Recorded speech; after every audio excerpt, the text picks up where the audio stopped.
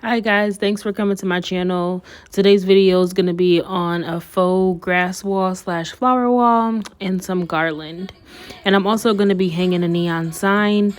This is a 1 yard of faux grass from Joann Fabrics.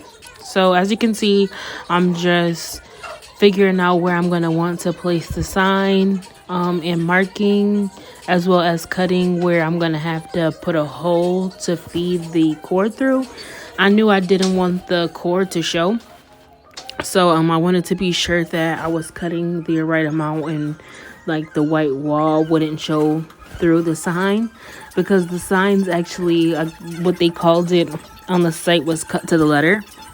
So there's like a transparent plate behind the lettering. So I didn't want anything other than the grass wall to be showing through, if that made sense. So after I was able to get everything fed through, the cord fed through, I figured out where I wanted to place this nameplate, and I took off. It actually came packaged very well, so right there you'll see me. I know it looks like I'm going to cut the cord, but I'm actually just cutting the packaging because it was wrapped around the cord.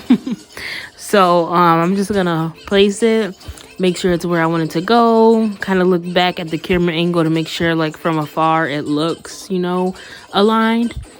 So looking good so far.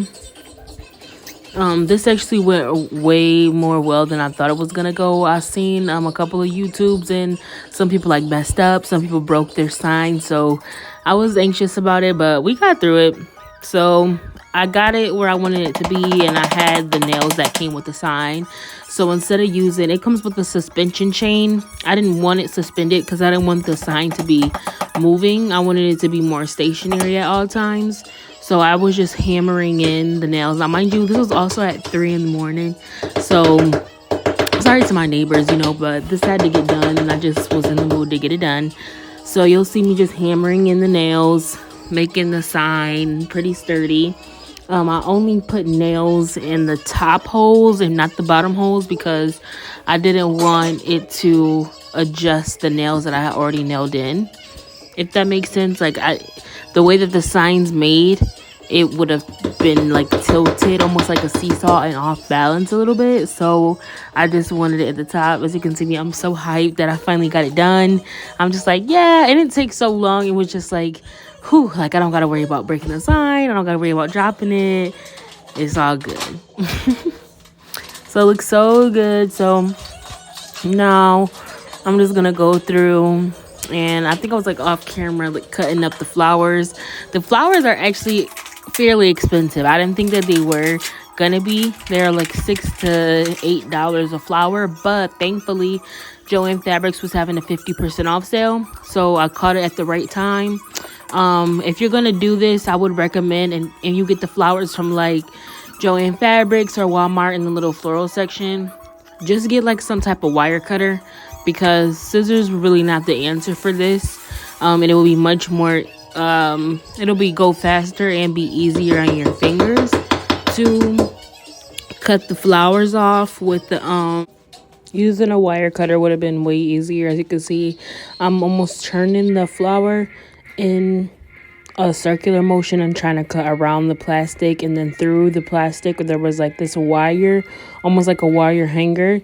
So last minute, 3 in the morning, I didn't really have another choice. I should have grabbed the wire cutters when I was at Joann Fabrics. They have them there. They do sell them at Walmart. I think they sell them at Big Lots too. If you decide to buy it, I don't think they're that expensive. Maybe between $6.99 and $10.99, depending on where you go. So I'm just I didn't want the flower wall to be too full of flowers. I did want it to look very earthy and very almost as if the vines were growing out of the wall. The flower wall was coming out of the wall.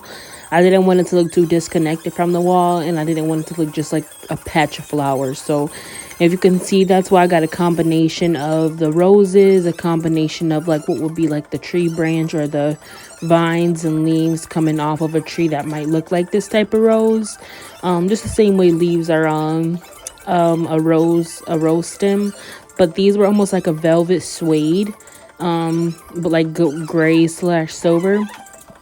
So they brought like different like little undertones. And then I can't remember what this plant is called exactly, but I really did like the style. I originally saw these on Dear Taylor's YouTube. She had them like, she used them as decoration in some big long vases or vases that she had, and I thought that was really dope.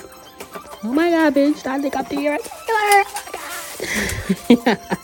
Oh my god. I also got this super dope chair. I'll put the link for the neon sign and for the chair in the description.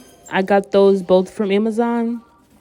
And I don't know if I can find the link for the grass wall, but I did get it from Joann Fabrics. And this is our end look. I hope you guys like it. I did do the garland off camera. I do have a tutorial of that. If you guys want to see, let me know in the comments. But while you're here, subscribe, like, comment, let me know what you think. Fine China Beauty signing off.